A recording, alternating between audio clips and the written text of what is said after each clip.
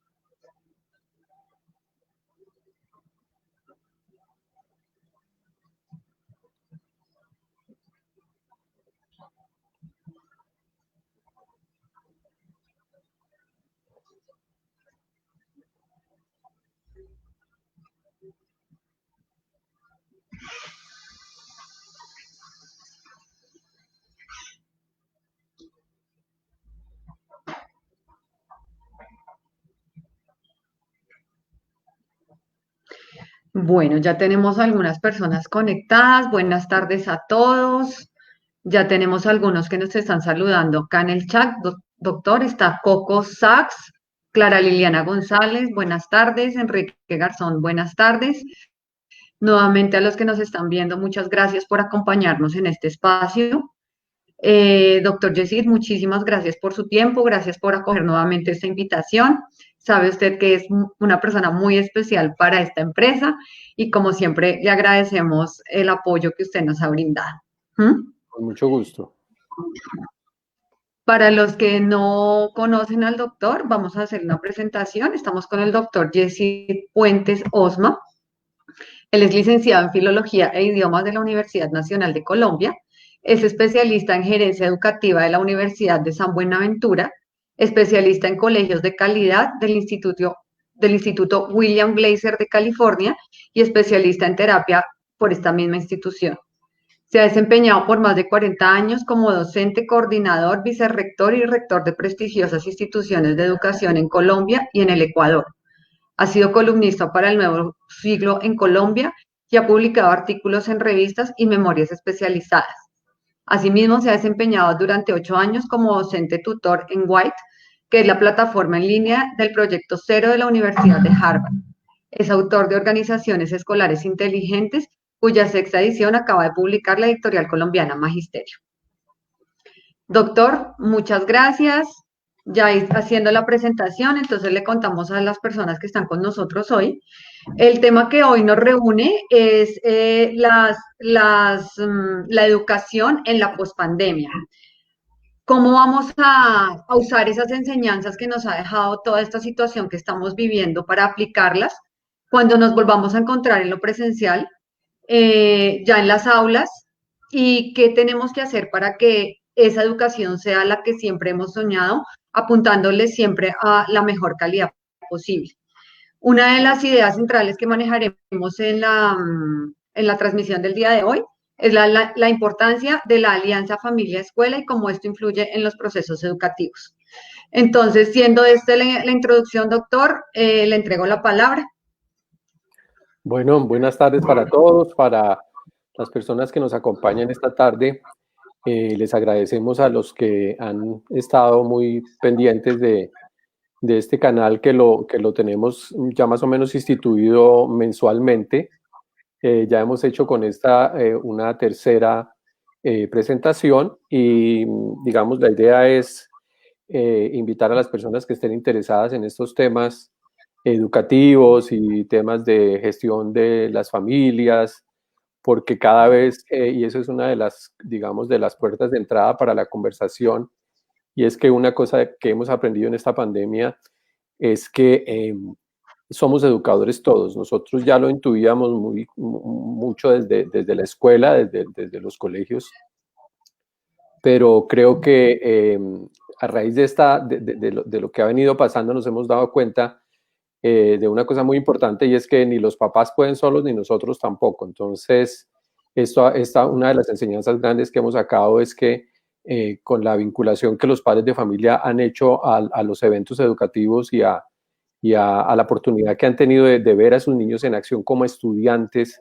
lo que no pasaba antes, digamos, esos elementos nos ayudan a consolidar la idea de que eso es un asunto de todos, es decir, todos somos educadores. De pronto eso se había quedado un poco allá como en el tema de la filosofía educativa, pero no había sido tan vigente y tan claro y tan contundente como lo es ahora tanto para nosotros los educadores como para los padres de familia. Entonces, yo voy a tratar de ver digamos, de mostrar desde mi perspectiva qué cosas importantes hemos ido aprendiendo. Por supuesto que es una visión pues muy subjetiva, muy de lo que me ha tocado vivir a mí, de lo que una persona como yo que ha dedicado toda su vida a la educación, pues digamos, tiene como una perspectiva muy particular acerca de lo que ha venido pasando. Obviamente cada uno de nosotros, Catalina tendrá una visión desde lo suyo, desde como empresaria, como digamos terapeuta, los padres de familia desde lo que les ha tocado vivir, y por supuesto cada una de esas visiones son subjetivas. Lo interesante es que podamos hacer como una casa común, ¿no?, entre todos, y ver de qué manera estos aprendizajes se vuelven aprendizajes compartidos, y podemos sacar lo mejor para el futuro, porque en algún momento regresarán los niños a las aulas de nuevo. No sabemos cuándo, pero ya los colegios y digamos el Ministerio de Educación ya nos ha marcado como un derrotero de cómo debería ser ese regreso a la presencialidad. Entonces, vamos a empezar hablando de esas grandes lecciones que hemos ido sacando y que nos van a servir como de basamento para abordar el tema de cuál es la educación que queremos después de que volvamos a las aulas y que podamos consolidar, como dice el título de la charla de hoy, la educación que siempre quisimos, que los educadores siempre soñamos, y que por las 200.000 razones que puede cada uno tener, no se han podido llevar a cabo de la manera en que se espera. Primero hay que decir que, pues, evidentemente los datos y los estudios lo que muestran es que seguimos muy atrás. Nosotros recuerden que estamos recién vinculados al club famoso de los países de la OCDE, y eso pues es un desafío muy importante para la educación en el país, porque acabamos de entrar a ese club importantísimo de países que nos llevan años de ventaja en el tema de educación, y nosotros pues ahora ya nos van a empezar a medir con otros estándares y con otros raseros mucho más importantes y más altos, digamos, y ya nos estamos dando cuenta, pues veníamos dándonos cuenta en los educadores en los últimos años, de que los resultados de los niños en Colombia son unos resultados todavía muy pobres, ¿no? Especialmente, por ejemplo, en lectura crítica, en matemáticas. Hay una cosa que se llama matemática financiera, en la que nosotros pues apenas estamos casi que iniciándonos. Yo ahora voy a un poquito a hablar de eso. Pero pues eso es una de las cosas evidentes, cómo vamos digamos, a trascender este momento que nos tocó vivir a todos sin que nos lo pensáramos, sin que nos lo imagináramos nunca, pero cómo vamos a poder capitalizar. Entonces, como que mi visión es más bien como qué hemos aprendido de esto para que los niños sean los primeros que empiecen a contarlo cuando lleguen. Recientemente yo le he hecho mucha propaganda a las videoconferencias del profesor Francesco Tonucci. El profesor Tonucci es el creador de lo que se llama en Italia la ciudad de los niños, que es un proyecto, como varios que hay en Italia en educación, pensado pensado desde los niños, ¿no? Entonces, uno de los postulados del profesor Tonucci es, hay que preguntarles a los niños también. Es decir, pareciera que todas estas cosas de educación y todo las pensamos los adultos, pero poco consultamos con ellos y resulta que ellos son los protagonistas todo el tiempo de lo que pase. Entonces, yo quisiera comenzar entonces diciendo eso. Tenemos un desafío enorme, lo teníamos antes y por supuesto que ahora se nos va a triplicar el esfuerzo que vamos a tener que hacer porque ha habido muchas cosas en esta pandemia. Una es el efecto emocional que nunca se va a poder medir realmente. Digamos... Doc, un segundito, discúlpeme ¿Sí? que lo interrumpa, es que me están escribiendo que algunas personas no están viendo, quiero que me confirmen si todos nos están viendo y oyendo bien, porque me están escribiendo por interno que a alguna persona se le quedó como colgada la señal, entonces no sabemos, queremos como confirmar que todos vayan al tiempo, pues que nos estén viendo y escuchando bien. Sí, si nos regalan por el chat La confirmación. la confirmación, por favor, de si les está llegando bien la señal.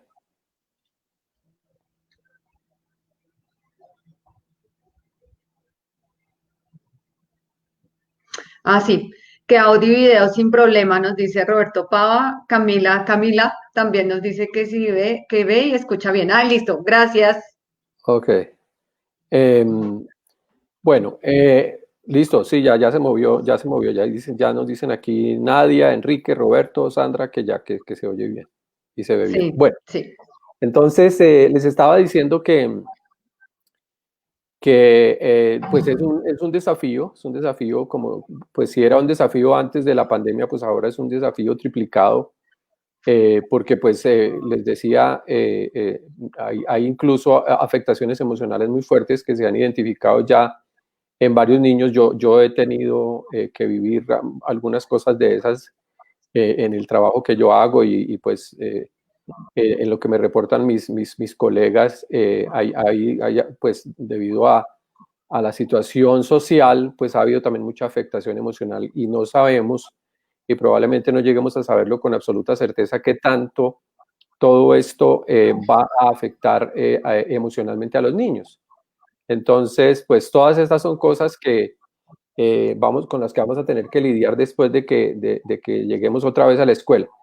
Una de las grandes lecciones, y por ahí quisiera comenzar ya el tema que hemos aprendido en esta coyuntura, digamos, es la gran desigualdad social que tiene el país. Eso es muy complicado, digamos, de manejar.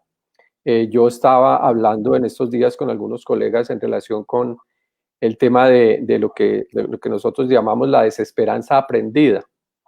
Es decir, hay una capa de la población, especialmente los niños que viven en entornos muy carenciados, en entornos rurales, que han recibido siempre el mensaje de que lo bueno que tiene la sociedad, entre ellos, pues de las cosas mejores que tiene, que es una buena educación, pues no es para ellos, porque eso es para los que tienen plata, eso es para los que tienen posibilidades.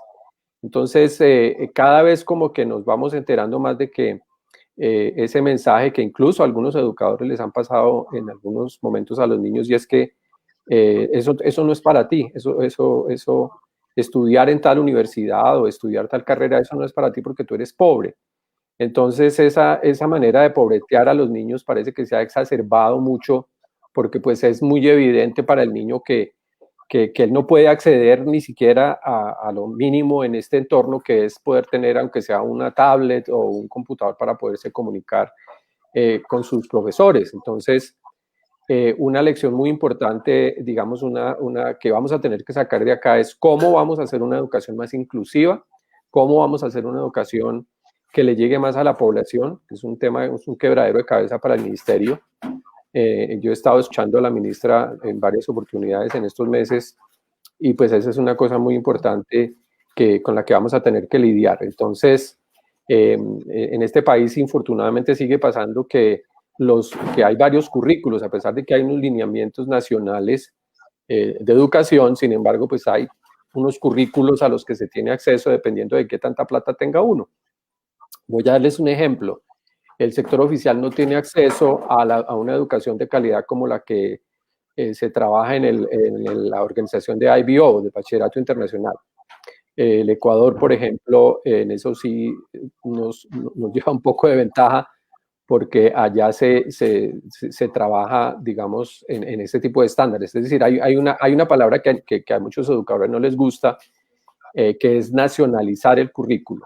Es decir, a establecer unos estándares nacionales para que tanto los niños de los sitios más apartados como los niños de Bogotá por lo menos tengan un currículo básico al cual se puede aspirar sin importar en qué colegio estás. Eso se ha logrado en algunos países. En los países más, digamos, desarrollados en el tema educativo, incluso la educación privada es prohibida, ¿no? Hay países donde no puede haber educación privada. Toda la educación es oficial, la brinda el Estado como la garantía que tiene de darle ese derecho que tiene la población, pero en este país no pasa eso. Entonces, una gran, digamos, un punto de inflexión importante y un punto de reflexión para el futuro es cómo vamos a hacer nosotros para hacer una educación más incluyente, una educación más universal, una educación con unos estándares y unos lineamientos nacionales de verdad.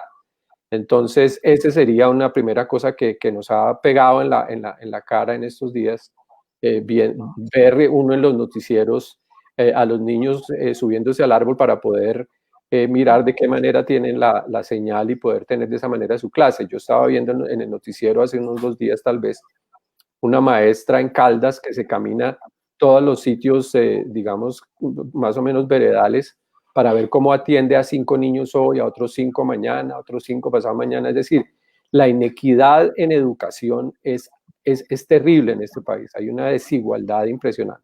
Esa es una lección que yo estoy trabajando, digamos, en estos días, escribiendo algunas cosas sobre eso, porque probablemente esto, digamos, el decurso natural de todas estas ideas es que se publican, ¿no? Eventualmente, bien sea en revistas, en libros, lo que sea.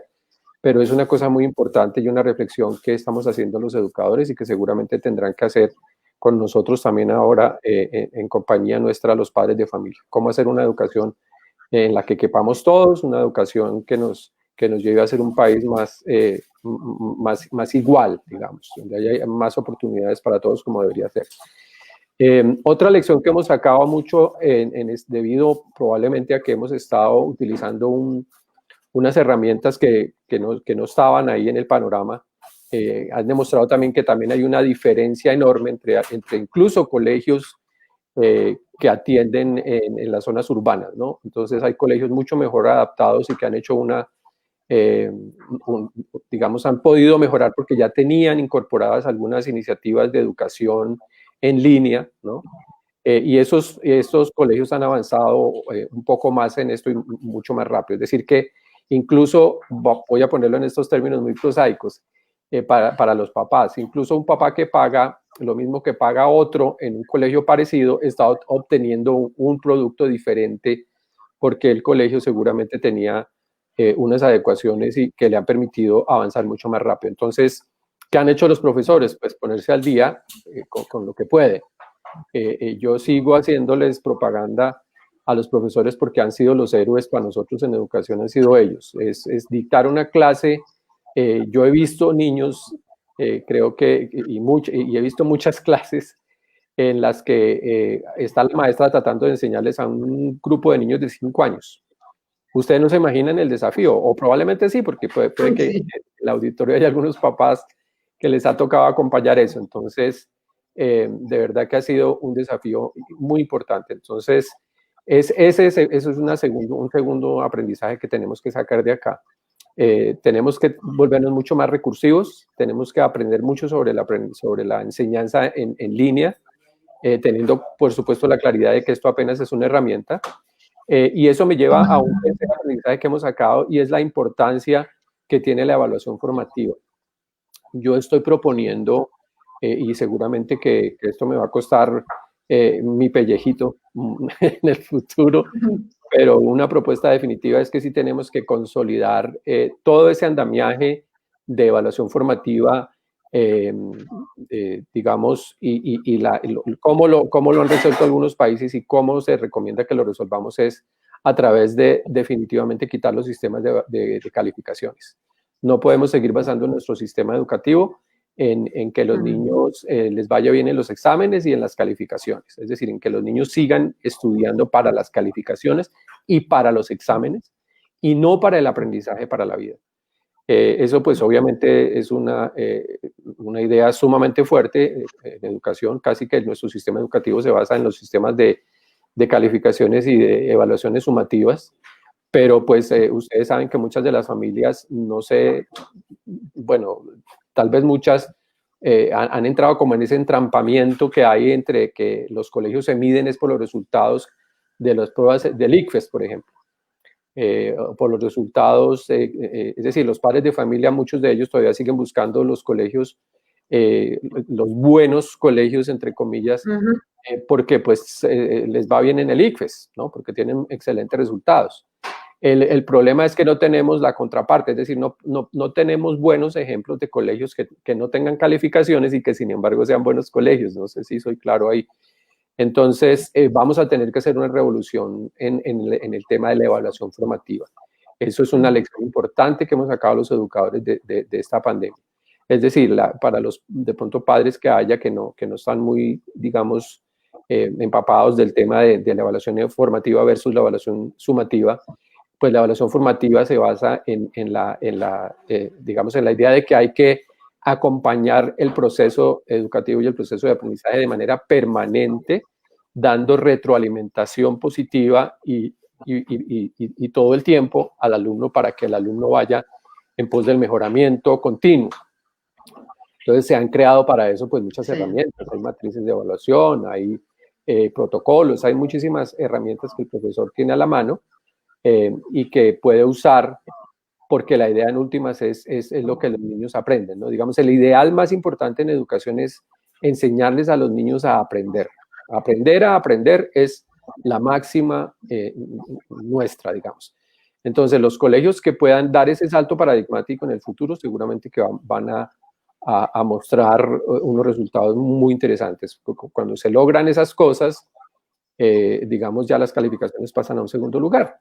Y eventualmente a un niño que ha aprendido en un sistema en el que se le trata bien, en el que se le exige, en el que se le da retroalimentación permanente, oportuna, es un niño que aprende mucho mejor que los demás y seguramente que no importará cómo lo califiquen, seguramente que tendrá buenos resultados. Entonces, esa es otra lección que yo creo que sacamos los educadores de acá. Hay que consolidar nuestros sistemas de evaluación formativa y yo diría quitar los sistemas de calificaciones basados en números, en letras, porque eso ha sido un lastre que hemos tenido. Eso suena muy complicado, pero es un lastre que hemos tenido los educadores y que nos ha permitido, que no nos ha permitido avanzar. Entonces los padres, el mensaje para los papás es hay que empezar a despegarse de esa educación basada meramente en las calificaciones y las examinaciones para pasar a una educación más auténtica, basada en proyectos, basada en la comprensión de los temas, basada en el uso del conocimiento. Bueno, hay unas cosas, unas tareas importantes por hacer ahí. Sí. Doctor, quisiera leer un comentario que tenemos como interesante de ¿Sí? Laura Valentina Garzón. Ella nos dice que cree que otra cosa que hemos aprendido es que los jóvenes no somos nativos digitales y es algo que se asume. Se debe mejorar la virtualidad y la forma tan cuadrada y monótona en la que se enseña en la presencialidad. Eso se puede empezar a cambiar desde los docentes y las instituciones, pero eliminar la inequidad social y educativa lastimosamente es casi una utopía en este país. Sí, yo estoy de acuerdo en algo con Laura. Hemos asumido que porque los niños nacieron en una época en la que la tecnología ya estaba ahí y la usan, hemos asumido que saben el para qué, porque es que un tema muy importante de la tecnología es la tecnología para qué. Porque tú puedes estar todo el día frente a un computador haciendo tonterías, eh, Ujú. pornografía, qué sé yo, bueno, aquí cabe todo, ¿no? Esto es el cielo y el infierno, aquí hay absolutamente todo. Y asumíamos Sí. que los niños habían nacido en esta época, entonces que iban a avanzar muchísimo. Pues de nada sirve una herramienta tan poderosa como esta si no sabes para qué usarla, ¿no? Si no sabes cómo conectar eso con la ética, por ejemplo, ¿no? Cómo conectar esto con el crecimiento personal, etcétera, etcétera. Y esa era la labor de los profesores y lamentablemente, como muy bien lo dice Laura, pues los profesores al no saber, al manejar estas herramientas, incluso muchos de los que pudiéramos tener el para qué claro, ¿no? Sin embargo, Ujú. no sabemos usar las herramientas, no podemos hacer esos acompañamientos interesantes y proponer los desafíos que se merecen los niños, porque es que la educación es un tema de desafíos, de metas que hay que alcanzar y de problemas que hay que resolver. Pero en eso estoy de acuerdo perfectamente con Laura. Yo he visto clases muy ladrilludas, muy ladrilludas. Las he visto en lo presencial y también las he Sí. visto aquí. Entonces, Ujú. precisamente por eso y por desconocimiento, también he visto clases muy interesantes en las que se involucran herramientas muy, muy útiles, los Kahoots, el Dojo, bueno, hay un montón de herramientas que están usando los profesores ahora que hacen la educación mucho más interesante, pero detrás de esto está la gran pantalla del para qué, para qué, educamos mediante esta vía o de manera presencial, pero no podemos perder el panorama del para qué es que educamos, ¿no? ¿Para qué hacemos eso? ¿Por qué y el para qué, Ujú. digamos, claro, como país, ¿no? Y en lo último que dice Laura también tiene toda la razón. Esto suena como mucha utopía, pero para los maestros estamos acostumbrados a pensar en las utopías. Es decir, si no se sueña, yo estoy preparando ahorita, estaba muy perezoso por estos días porque estaba en otras cosas, pero estoy preparando un libro que voy a soplarles el tema, pero me tienen que prometer que no se lo van a contar a nadie. Un libro que Y no podría, sale de acá. que podría tener este título, se llamaría Disoñar la escuela, la educación que siempre debió ser. Ese es el título que tengo Ujú. ahí como en remojo. Pero disoñar quiere decir eso, diseñar los sueños, un poco en la filosofía de lo que llamamos eh, la indagación apreciativa, ¿no? Que es una filosofía que muchos estamos tratando de promover en el sector educativo. Bueno, sigamos un poquito, avancemos un poco más en lo que yo les tenía ahora. ¿Qué más hemos aprendido en relación con esto? Yo creo que hay una cosa muy importante y es a la que probablemente me voy a dedicar mucho y es el tema de la alianza familia-escuela. Hemos aprendido, digamos, hemos confirmado más bien un aprendizaje, una intuición que muchos de nosotros los educadores teníamos eh, y es que hay que primero crear redes de colegios en las cuales unos profesores les pueden enseñar a otros. Esto se volvió un tema acuciante, es decir, tenemos que resolverlo muy pronto. Hay colegios que han avanzado mucho en eso.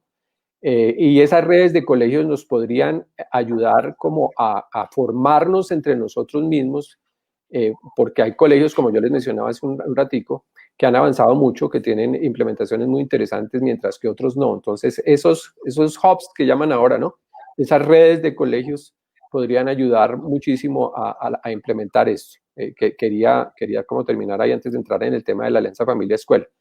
Hay otra cosa importante y es que tenemos que dar el salto a acabar definitivamente, porque eso está demostrado que no funciona así. Eh, Primero las asignaturas. Hay países que ya hicieron eso. Seguir trabajando las asignaturas aisladamente como si así se presentaran en el mundo real. Tenemos que implementar proyectos, tenemos que implementar, digamos, lo que hoy en día se está llamando como el flipped learning, ¿no? O sea, el aprender de para atrás.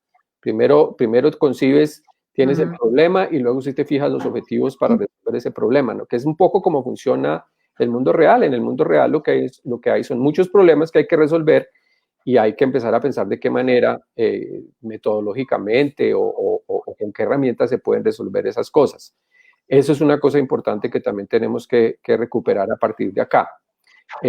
Otra probablemente también sea la enseñanza de los saberes prácticos. Nuestros niños salen del bachillerato y me pasa a mí inclusive también, ¿no? O sea, si aquí se me daña la llave del agua, yo no tendría ni idea de qué hacer.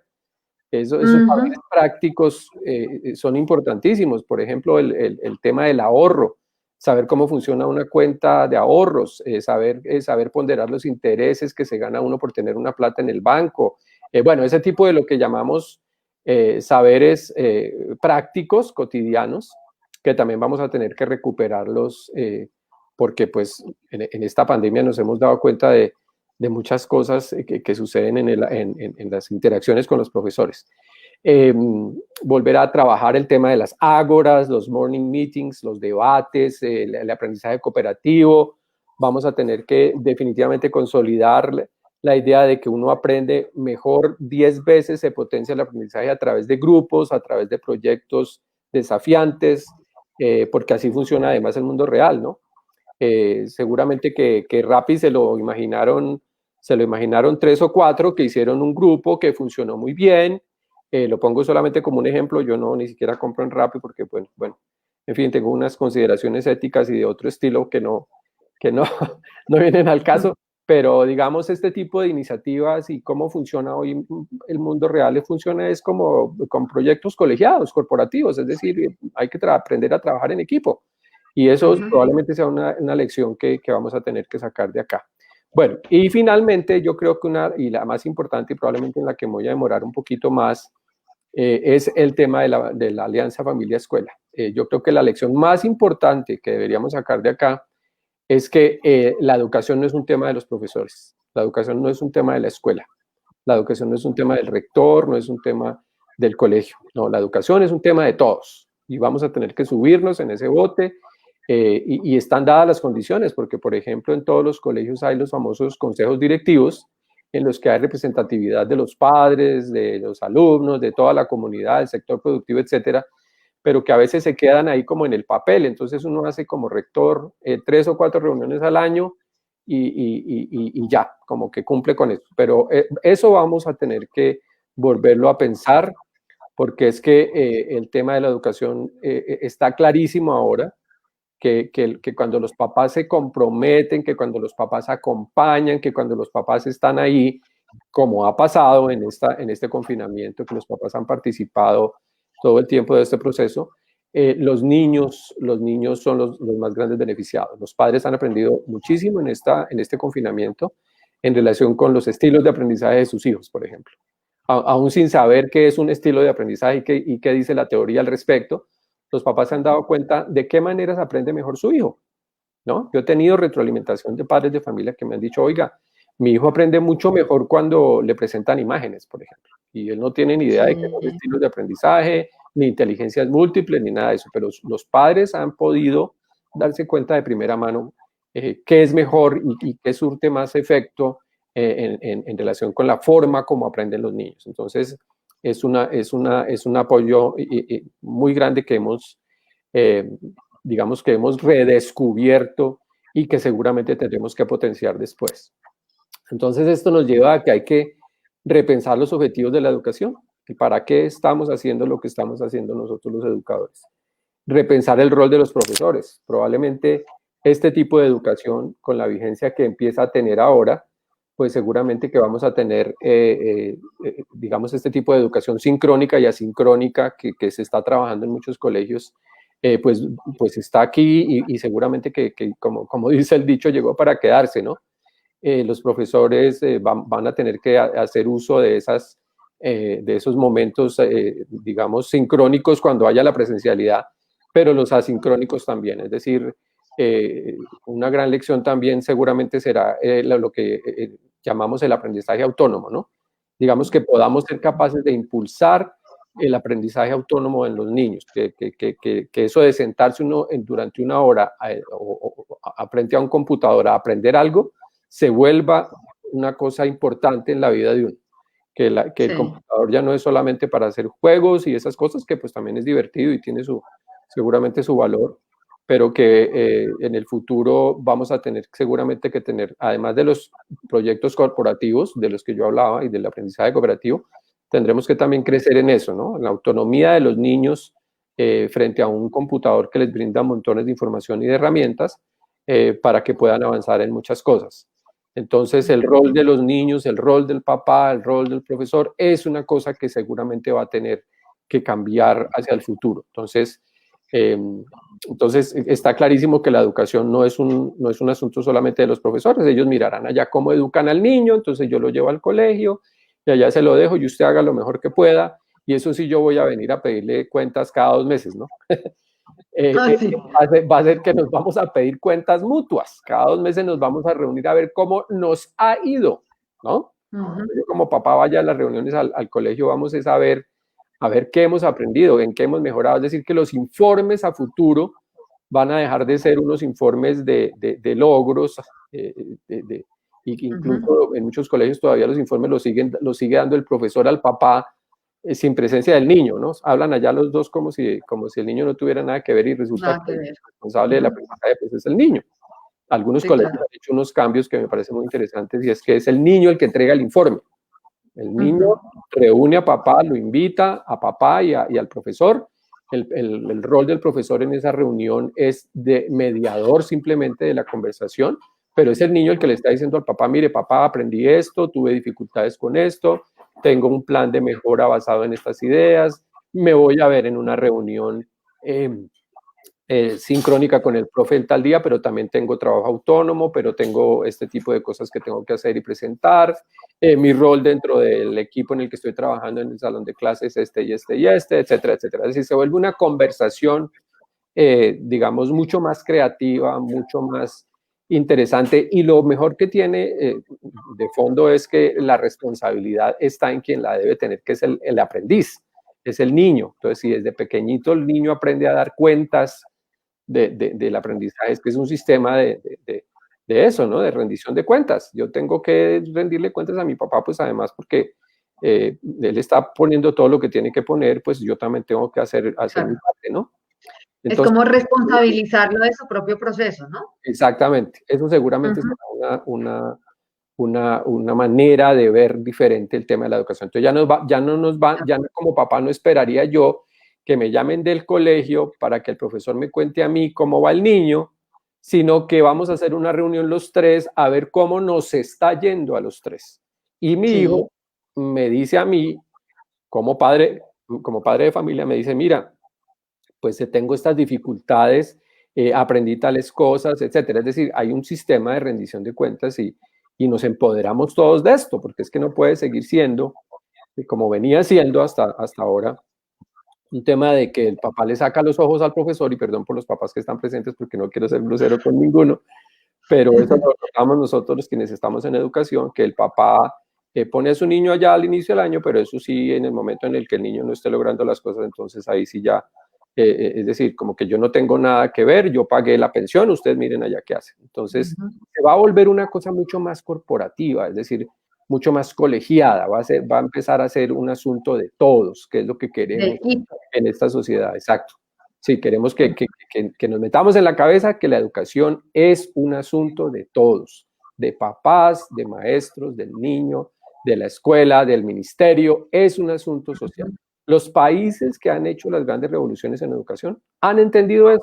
La educación es un asunto social, es un compromiso de absolutamente todos.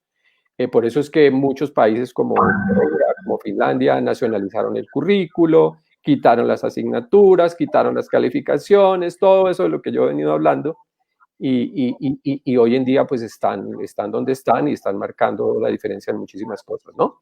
Los estándares subieron muchísimo y digamos el rol de los niños también y los resultados de los niños en el mundo laboral, en el mundo de la familia han mejorado mucho. Es decir, la sociedad como sociedad mejora si la sociedad como sociedad se compromete con la educación. Sí. No puede haber compromiso únicamente de la escuela y después la sociedad esperar que haya cambios. Eso creo que es una cosa que tenemos que definitivamente instalar nosotros acá en Colombia. Sí. Doc, yo voy ahí a meter un poquito la cucharada, porque pues igual nosotros desde el rol que desempeñamos como acompañantes cuando hay algún tipo de dificultad en esos procesos de aprendizaje en diferentes áreas, también le insistimos mucho a los papás y creo que ha sido una como de de los pilares nuestros como empresa, es estar en constante comunicación con los colegios y con las familias, ¿sí? Porque sucede que tampoco quiero, digamos, pues con el debido respeto, si me están viendo algunos colegas, sé que no son todos, pero se estaba volviendo como que el tema de ejercer las terapias de apoyo para los niños era como llevarlo en las tardes y que allá el terapeuta mire a ver qué puede hacer. Entonces, algunas familias estaban cayendo como en, bueno, sí, es que yo cumplo con llevarlo, ¿no? Y le decían al colegio, pues usted me lo pidió, yo estoy cumpliendo con llevarlo, pero no había tampoco ese trabajo en equipo que uno busca, porque finalmente yo también le A digo, colación eso, Catalina, perdóname, te interrumpo porque tú y yo que hemos trabajado juntos en el pasado en colegio, sabemos que ese es un principio fundamental, es decir, no se puede esperar que haya mejora en los niños y tenemos varios ejemplos, tú y yo, de buenas intervenciones inteligentes cuando convocamos a todos, ¿no? Cuando convocamos a sí, todas, a papá, terapeuta, al médico, bueno, a las personas involucradas. a los que estén. Incluso llegamos en algunos momentos y les cuento un poquito de infidencias en las que, por ejemplo, trabajábamos con papá, mamá separados, Abuelos, entonces había que también. convocarlos a los dos para que las reglas de la casa de uno sean iguales a las reglas de la casa del otro y tal. Y cuando nos veníamos a dar cuenta, resulta que el niño pasaba el fin de semana con la abuelita. Entonces, ¿a quién Sí, va a traer a la mesa? Pues a la sí, abuelita. Es decir, sí, allá es donde eso probablemente ilustra un poco lo que tú estás diciendo, ¿no?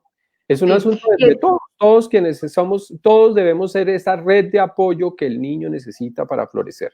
Así de Claro. claro Y es. digamos, nosotros, digamos, yo, por ejemplo, cuando atiendo a mis pacientes, cuando me veo en ese tipo de reuniones como las que nosotros hemos estructurado en nuestros ambientes laborales que hemos tenido, trato siempre de hacerle caer en cuenta a los papás que el niño, al igual que cualquier ser humano, es un ser integral.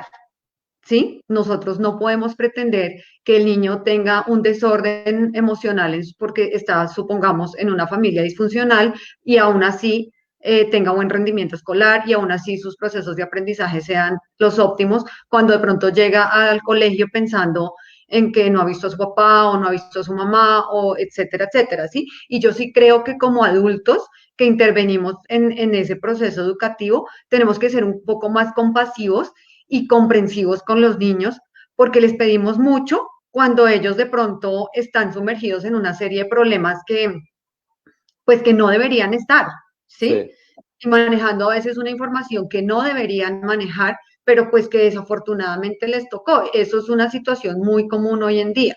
Y desafortunadamente nosotros pues que también trabajamos en salud, lo que nos ha mostrado el sistema de salud es como si el ser humano fuera un ser desintegrado, como que el riñón va por un lado, el cerebro por el otro, el desarrollo por el otro, entonces uno a cada cita médica tiene que ir a un sitio diferente y resulta que no, todos somos seres integrales, tanto en lo cognitivo como en lo emocional, como en lo físico, y los niños no son la excepción. Yo creo que nosotros a veces de adultos nos sobrepasamos con los niños y con los pedidos que le hacemos a los niños. sí, de ¿Mm? acuerdo, completamente de acuerdo. Mira que aquí Manuel, que nos acompaña, Manuel Zamora, hace un comentario que me parece muy interesante porque podemos elaborar un poco más lo que estamos diciendo. Dice Manuel, más allá de los profesores e instituciones están los valores que demos en casa para la educación de nuestros hijos. Ujú. Eso es clave, es decir, nosotros en los colegios, en el colegio lo que intentamos hacer es continuar esa tarea que ya comenzó, que debió comenzar oportunamente en casa desde el vientre, digamos, desde que el niño está en el vientre de su madre, allá arranca el proceso educativo y de formación en valores. Lo interesante de la propuesta, digamos, educativa de la que estamos hablando ahora es que papás y colegio acuerden unas políticas, unos valores compartidos, unas tareas, unos protocolos importantes para la conversación, como lo hablábamos en el encuentro de hace un mes. Cuando la escuela es capaz de hacer eso con los papás, quien se beneficia es el niño. Y eso es lo interesante de poder lograr esto. Bueno, voy y a avanzar. finalmente, una última cosa, ese beneficio para los niños es bueno hacerle caer en cuenta a las personas que nos ven que no es el beneficio para el momento, ¿sí?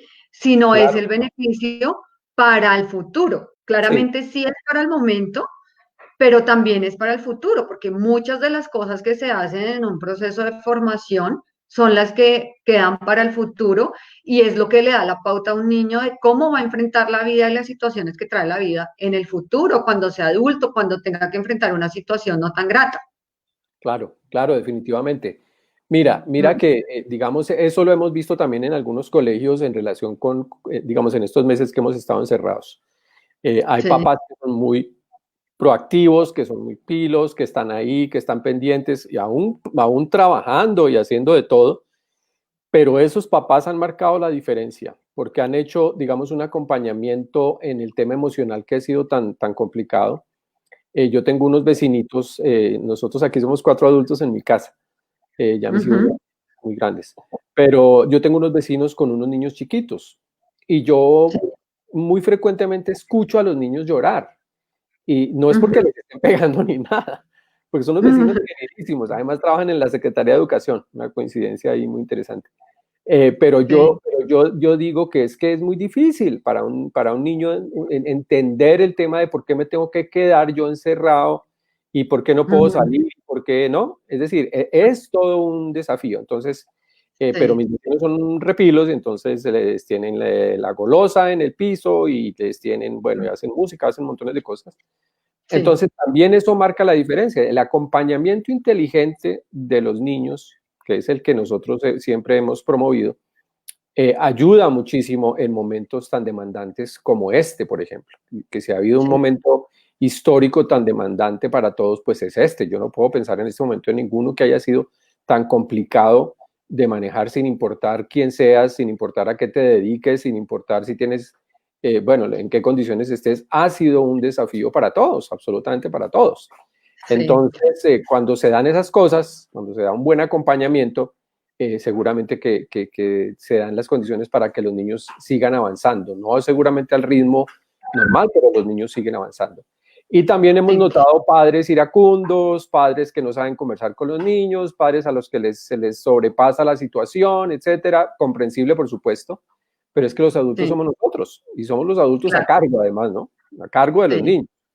Bueno, Pero esa situación no es quisiera, solamente de ahorita. Esos papás, o sí, sí, sea, sí, claro, los diferentes tipos de papás han existido por siempre. supuesto. De hecho, en algunas de las otros encuentros que hemos tenido con los profesionales que trabajan en la empresa, es también el llamado que le hemos hecho a los papás mucho es que aprendan también a manejar el tiempo libre. Y yo creo que otra de las enseñanzas que deja esta situación que estamos viviendo es que los adultos sí somos capaces de brindarle a los niños un espacio educativo en casa, no solo en valores y eso pues que claramente es la base, sino también en lo académico, ¿no? Claro. Como lo era hace unos años cuando el preescolar no existía. Aunque yo sí particularmente soy de la idea de que el Sí. preescolar hoy en Mira, día hay una idea, aporta Catalina, mucho. que me parece fascinante.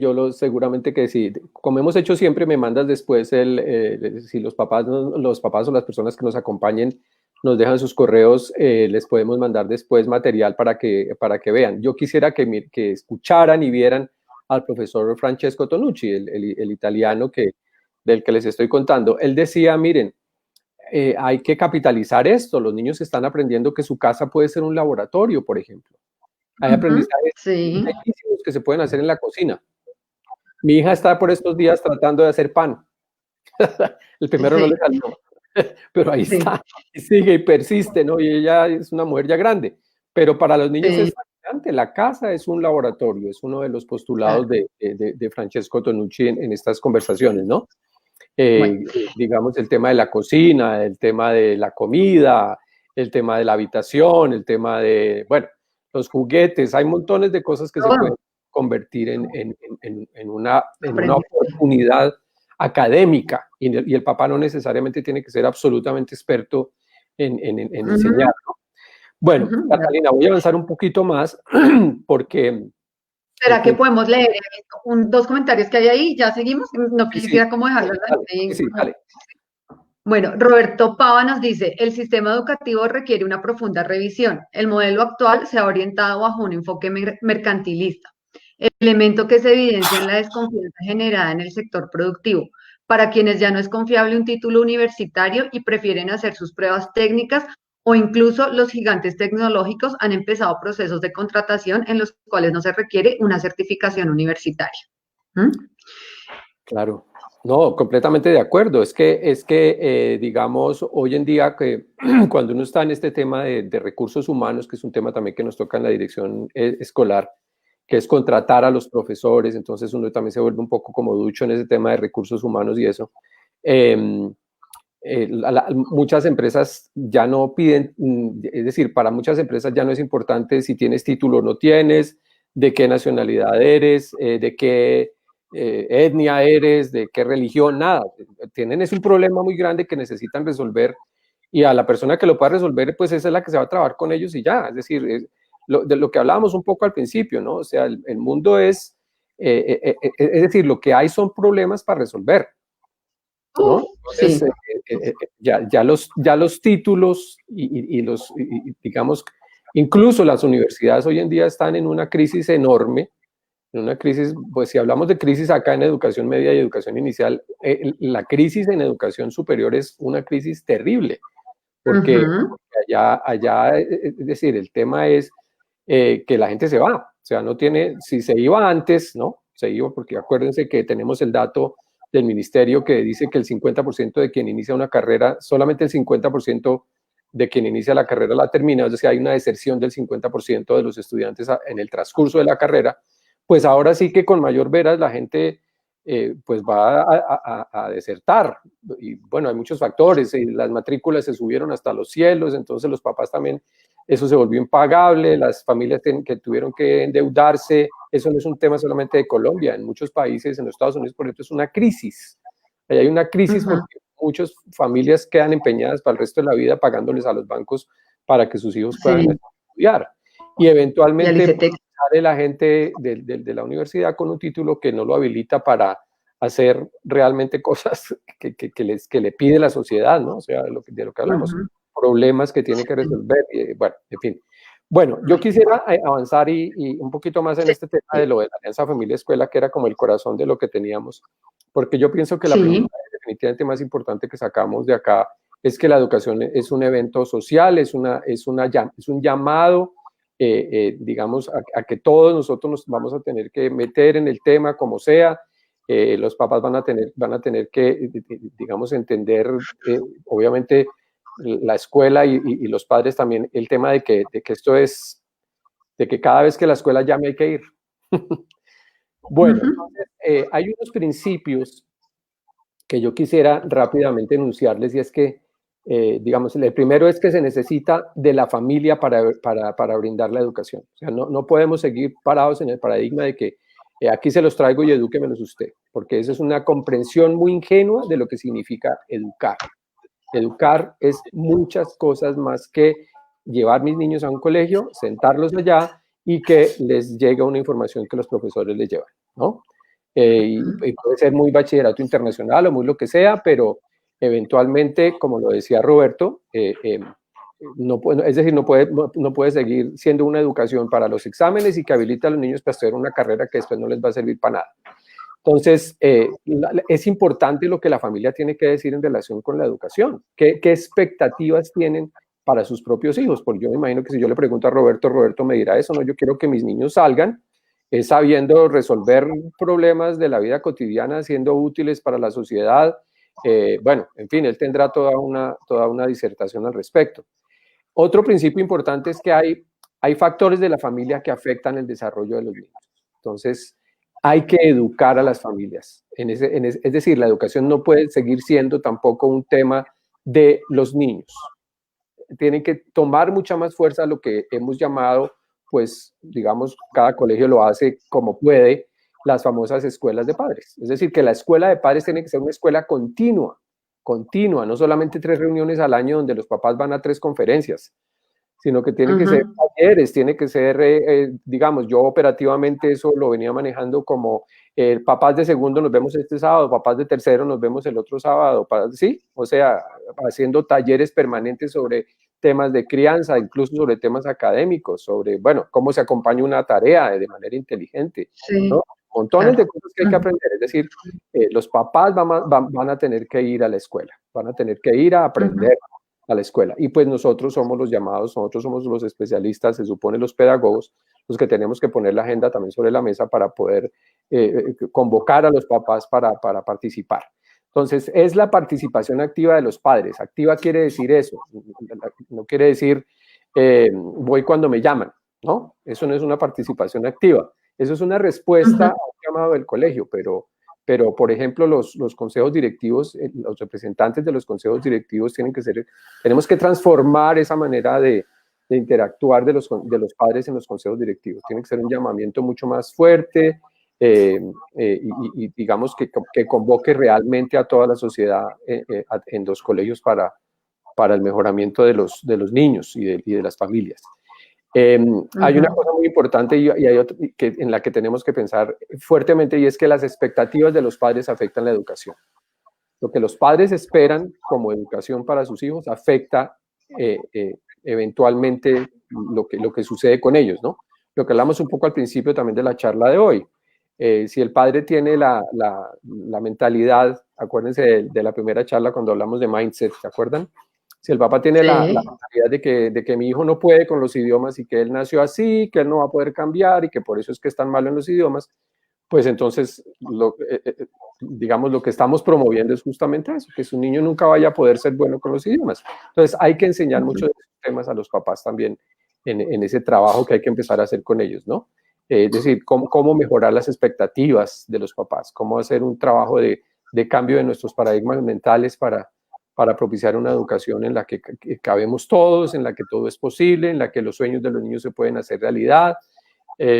Podemos aprender, pues además porque los datos lo dicen, no es solamente porque yo lo diga o porque lo diga otro experto en educación, es que los datos están ahí, el cerebro que digamos es tan estudiado hoy en día, esta información no la teníamos hace 30 años, pero el cerebro es una máquina impresionante que puede aprender toda la vida, aprendemos toda la vida.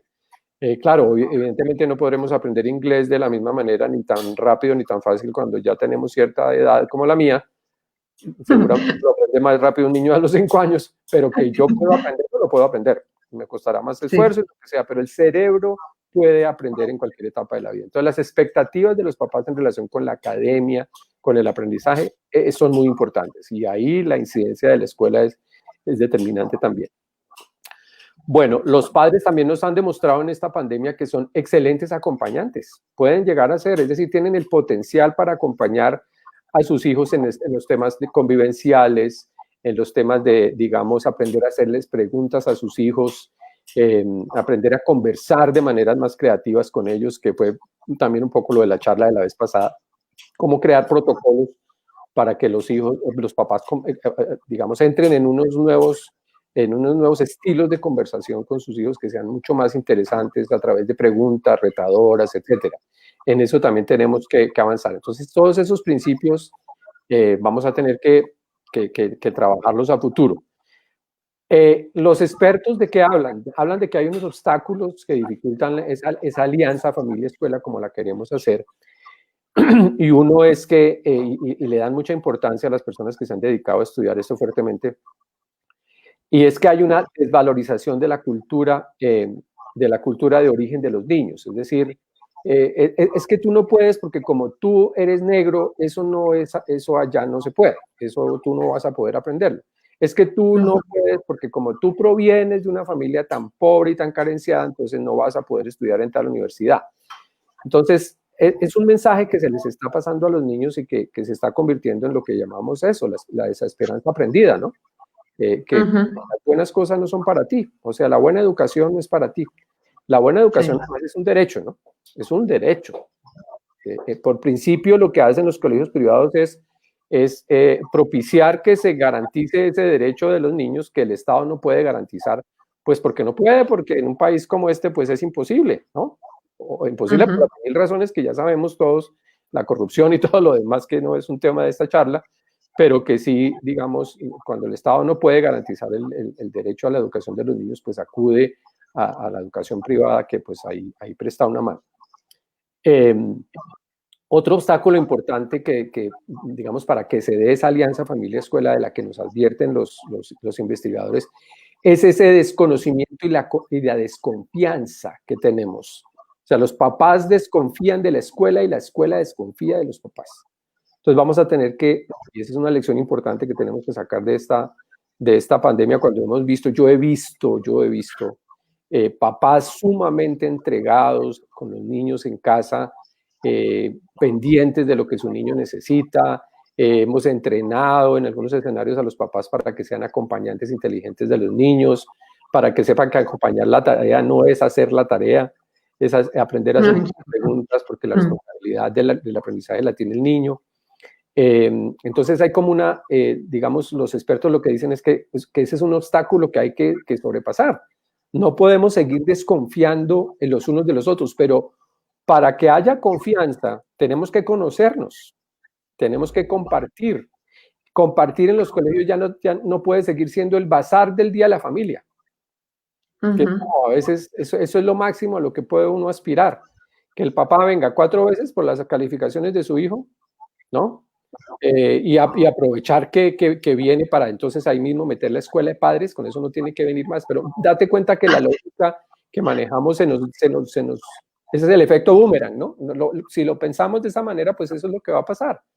Debíamos pensar más aspiracionalmente. Los papás están tan comprometidos en este colegio con la educación de sus hijos que cuando lo necesitamos vienen, porque entienden que eso es la prioridad es esa. No hay ninguna cosa más importante que la educación. El factor de cambio de un país es la educación. Es la educación. Eso es una cosa que tenemos que meternos en la cabeza y que tenemos que seguir trabajando en nuestra sociedad. Ese es nuestro factor de cambio. Ahí está la clave. Entonces, lo que tenemos que pensar los colegios es, nosotros tenemos una relación de tanta confianza, tan constructiva, los papás están viendo los resultados, los niños están creciendo, las familias están creciendo como familias, pues cuando los llamemos vienen. Esa debería ser la lógica, pero date cuenta, nosotros en los colegios caemos en la trampa por el otro lado. No hagamos tantas reuniones porque es que los papás no vienen. Pues si el papá para lo único que lo invitamos así no les gusta es para darle quejas de su niño y decirle que no ha pagado la pensión, pues no va. Pero si lo llamamos a contarle todos los aprendizajes que el niño tiene, que el niño ha logrado, que si a mí como papá me invita a mi hijo a contarme él todo lo que ha logrado en este par de meses y todos sus sueños y las cosas que quiere ser y también sus dificultades y todo, pues yo sí quiero ir a eso. Yo quiero ir a ver los trabajos que mi hijo hizo en estos 2 meses, yo sí quiero ir a ver eso. Es decir, hay maneras que vamos a tener que pensarnos mucho más creativas para poder concitar el interés de los padres y hacer que los papás vayan allá. Hay que conformar, yo la llamo la facultad de educación de los papás. Los colegios tienen que ser capaces de hacer eso. Y seguramente que lo pueden hacer porque hay digamos, mucho material, mucha gente al servicio, mucho talento en los profesores, mucho talento en los directivos que a veces no se aprecia. Y también del otro lado, ¿no? Mucho talento en muchos padres que seguramente con mucho cariño y con mucha dedicación podrán también aportar al colegio, ¿no? Aportar. Es una cosa de construir una relación de confianza entre papás y colegio. Esa es la tarea que tenemos en la sociedad en este momento para cuando sea posible que regresemos. Otra cosa que dicen los investigadores también sobre este tema de las alianzas de las familias y los colegios, porque se ha estudiado en varios países del mundo, es que a veces hay canales muy débiles de participación. Entonces, lo que yo les digo, ¿no? Cuando a mí me llaman solo para darme quejas de mi hijo y para cobrarme la pensión, pues eso es un canal de comunicación, pues que no tiene mucho sentido, no es muy constructivo, ¿no? Deficiente. Exacto. Sí, sí. Otra cosa que identifican ellos es la excesiva delegación de la educación a la escuela. O sea, eso es un asunto de ellos. Ellos son los que saben, ¿no? Los papás Sí. tienden mucho a pensar eso. Pero los papás nos inventaron pensar así. Eso somos nosotros desde los colegios los que pensamos de esa manera. No, los papás que es mejor que se estén allá porque los que sabemos somos nosotros.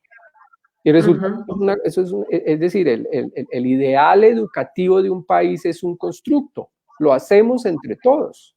Lo hace el ministerio, lo hacen los padres, lo hace el colegio, lo hacen los expertos, lo hacen los pedagogos, los que escriben currículos, los que producen los libros, ahora los que producen las plataformas en las que empezamos a usar. Es un asunto de todos. Cuando se convierte ese sueño en un solo sueño y en una sola utopía para realizar, es lo interesante. Eso ya lo han logrado algunos países. Singapur lo logró, Finlandia lo logró, Corea lo logró. Hay un país que es impresionante, que es Polonia. Polonia va avanzando a un ritmo impresionante porque es que se puso la educación en el centro de todas las discusiones. Yo tuve la oportunidad de tener un concejal que era papá de un niño en un colegio y yo le decía, mire, la educación en Bogotá va a mejorar cuando usted cierre en el Consejo de Bogotá 3 días, no sale ni entra nadie. No sale ni entra nadie. 3 días. Allá comen, allá todo. Si se puede, duermen allá. Y esa agenda de los 3 días es la agenda educativa de Bogotá. La agenda educativa de Bogotá. Pero no, es que hay otras cosas que parece que son muy importantes. En este momento, por ejemplo, el tema de la salud es importante, pero el tema de la salud, fíjate, tiene que ver con el tema educativo. Sí. Tiene que ver con el tema educativo. Todos los días estamos escuchando desarrollos científicos, todo el día estamos escuchando que la vacuna, todos son desarrollos que tienen que ver con lo educativo. Todo. La educación permite absolutamente todos los rincones, digamos, del ejercicio de lo social. Entonces, pues vamos a tener que hacer una transformación para que se dé eso que queremos. Y finalmente, Catalina y nuestros acompañantes de esta tarde,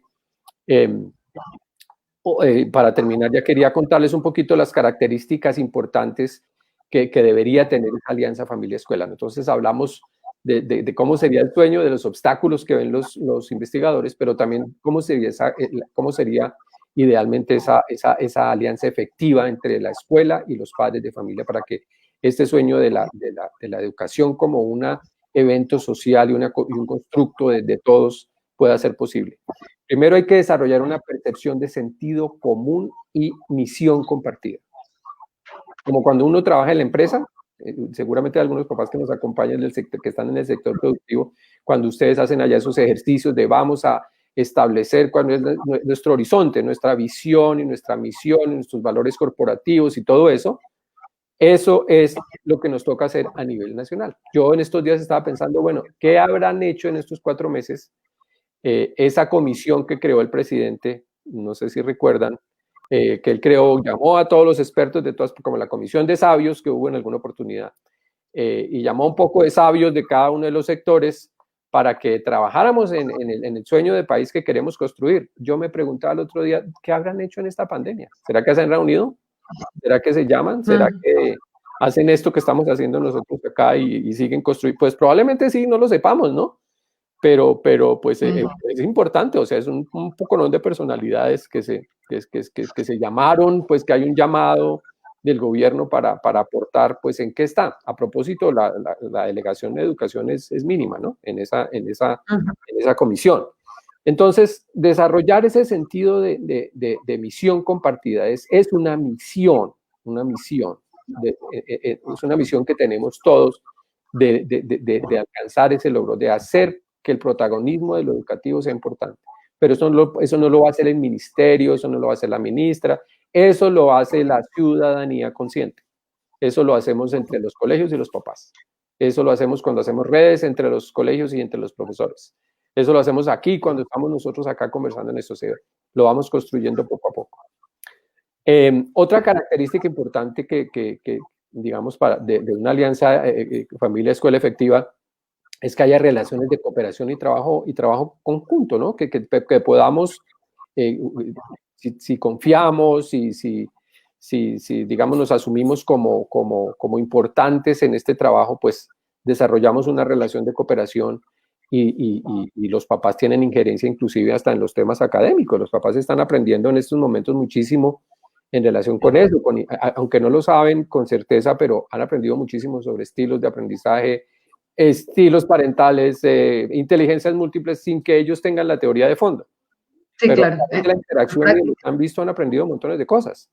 Uh-huh. Debe ser una escuela en la que, una relación en que la escuela convoca y los papás aceptan, o sea, naturalmente, si a mí me invitan como colegio a ver los trabajos de mi hijo y cómo va progresando este proyecto que es nuestro proyecto, porque es que el proyecto educativo, yo creo que uno de los pecados grandes es que se llame proyecto educativo institucional y no se llame algo así como proyecto educativo social, alguna cosa así, ¿no? Uh-huh. O sea, comunitario, ¿no? Que es un asunto de papás, de los niños y de todos los que estamos ahí, hasta las señoras que preparan el almuerzo, el señor que hace la vigilancia, el que cuida los prados, todos estamos en esto y tenemos que desarrollar esa conciencia de eso, digamos, del objetivo común. Hay una cosa muy importante que yo les digo mucho a los papás cuando hacemos reuniones en los colegios, y yo les digo, miren papás, hoy que están ustedes acá, el hecho de que ustedes estén aquí, esto es lo más importante que está pasando hoy para sus hijos. El mensaje que yo les traigo como rector del colegio es este. Lo más importante en la vida de sus hijos hoy es que ustedes están acá. Si uno fuera capaz de compartir eso, digamos, para que fuera un mensaje claro de todos los días, lo más importante para mí como padre de familia, para la mamá, para la tía, para la abuela, para el vecino, para todo el mundo, es la educación que le estamos dando a los niños. No hay ninguna cosa que sea más importante que eso. Porque uno pensaría que hay familias que no lo tienen como prioridad, pero es verdad. Hay familias que, y lo hemos visto, Catalina recuerda en nuestras conversaciones a veces sobre esos temas, es más importante la fiesta de 15 que ahorrar esa plata para la matrícula del año entrante. Y pues obviamente respeta absolutamente las convicciones y todas las cosas sociales de los papás. Pero una familia que tiene como prioritaria la educación, sabe qué hacer en relación con eso. Sí. Sabe cada paso que tiene que dar, cómo lo da. Yo en eso, pues, es un poquito aburrido hablar de uno mismo, pero yo sí creo que eso sí es una lección que yo le aprendí a mis papás. No hay nada, absolutamente nada más importante que la educación. Y lo que te va a hacer una persona a ti de bien y una persona que aporta y una persona interesante en esta sociedad es la educación, no es nada más. ¿No? Sí. No es la plata, no es el carro, no es la posición social, no, es la educación que tienes. Y además, como dicen unas mamás, ahí lo único que leen es la educación. Sí, la educación es inalienable, ¿no? La educación no te la puede quitar nadie. A ti la casa se te puede incendiar, a ti te pueden echar del trabajo, bueno, pasa de todo. Pero la educación, o sea, lo que sabes y lo que sabes hacer con eso que sabes, ¿no? Que es el tema fuerte nuestro, eso no te lo quita nadie, es tuyo. Cuando una familia tiene esa prioridad y en el colegio, digamos, estamos conscientes de que eso es lo más importante, pues los niños son los que salen ganando. Lo importante de esta alianza familia-escuela es que ganamos todos, ganan los papás, ganan los niños, ganan los profesores y gana finalmente la sociedad. Pero si no entendemos ese mensaje y digamos los papás son un estorbo porque es que molestan tanto, porque es que critican tanto, porque es que están del otro lado en vez de estar de este lado, ¿no? Pues es imposible avanzar. Y finalmente, pues hay unos beneficios que son beneficios muy claros, ¿no? Digamos, un papá interesado en la educación de su hijo, un papá que sabe conversar con su hijo, un maestro que está de la mano, cogido de la mano literal, ojalá, con el padre de familia, pues es un excelente ejemplo es decir, en el imaginario del niño, yo tengo como niño una red de apoyo muy, muy interesante y estas personas están buscando mi bienestar. ¿no? Digamos, por eso es tan pernicioso a veces los mensajes que los papás o los maestros les dan a los niños.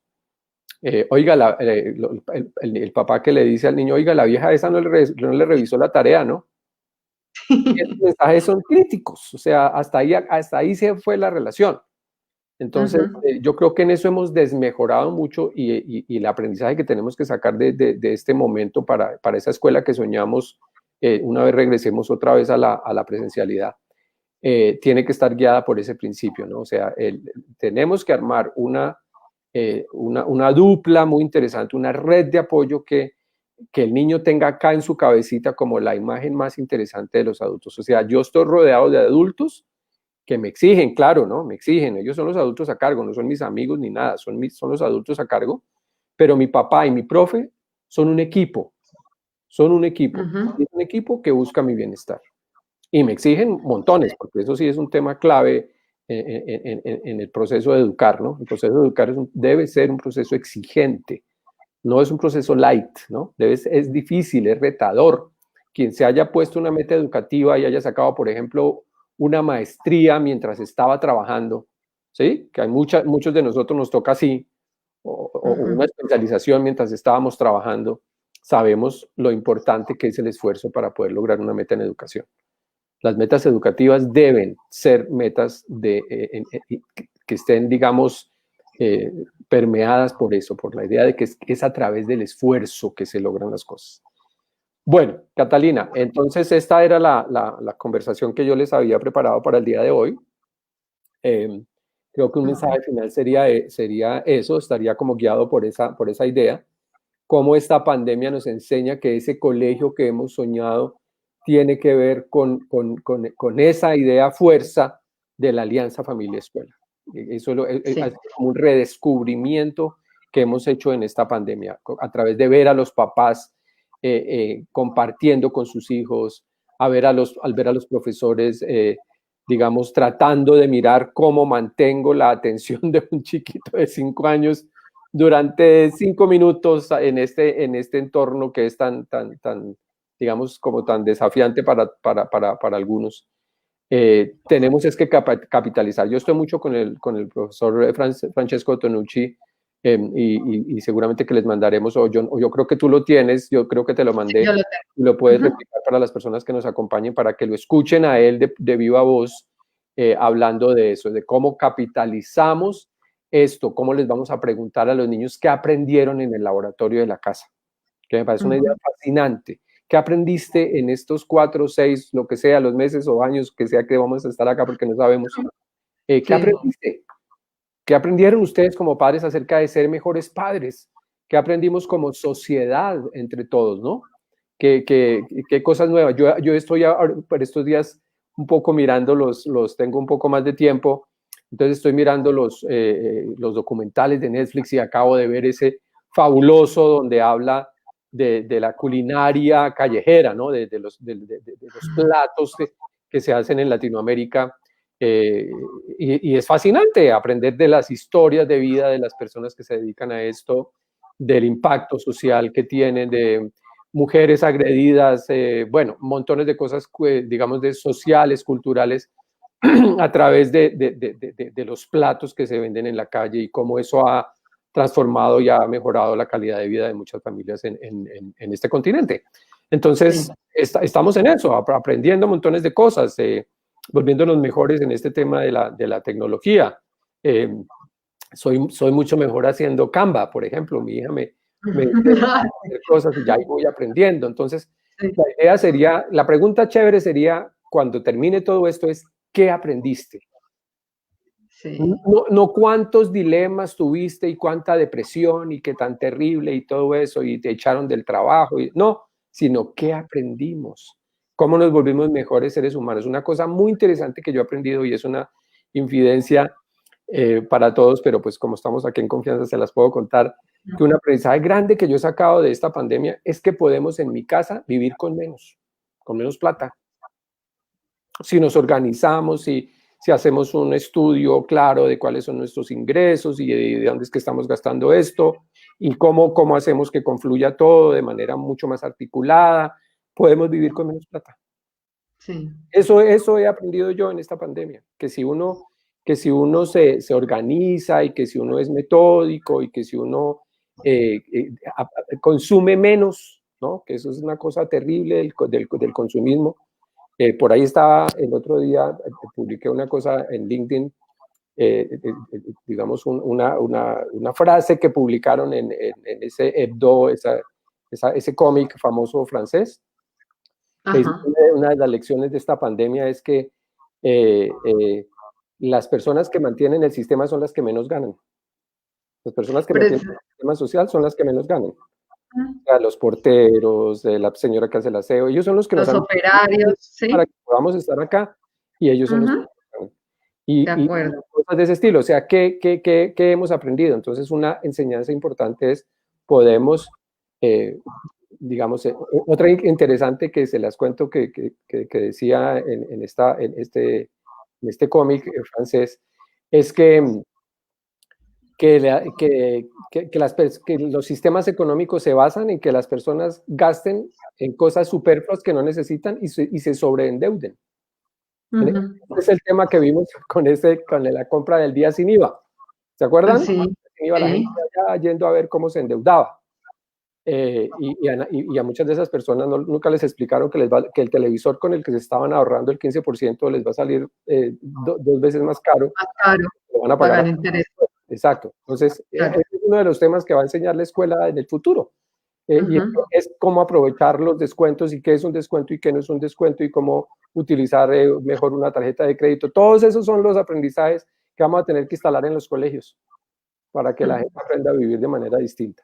Bueno, Sí, yo sí creo que eso es muy necesario. Yo, por ejemplo, digo, yo que hago empresa, a veces siento que si me hubiese gustado que en el colegio e incluso en la universidad me dieran conocimientos en cosas prácticas, ¿sí? Más allá, obviamente, de lo profesional y de algunas bases y eso, claramente, pues los aprendizajes en el área son claves, pero uno necesita otras herramientas que no se las dan. Y en mi época, por ejemplo, en el colegio, ahora no tanto, pero en mi época, en el colegio llegaban incluso a hacer cosas que hoy podrían constituir maltrato. Yo, por ejemplo, recuerdo una vez que una profesora me dijo, yo también les voy a contar una infidencia, yo también he tenido algunas dificultades con distinguir la derecha y la izquierda, lo vine a afianzar mucho mejor cuando aprendí a conducir carro, pero yo siempre soñé, por ejemplo, de estar en el equipo de porristas del colegio. Y la profesora me sacó porque yo no distinguía entre derecha y izquierda. Me dijo de frente que yo no servía. ¿Sí?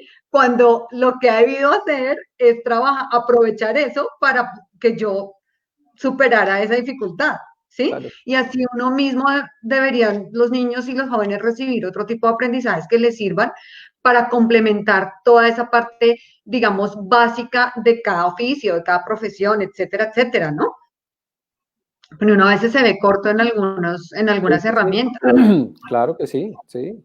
Y Sí. lo mismo por el otro lado, hay muchas cosas que nos sacaron, digamos, lágrimas, por las que Sí. seguramente nos pegaron nuestros padres y en esa época también le pegaban a los profesores, y Sí. para tratarnos de enseñar cosas que no nos sirven para nada, Claro, que total.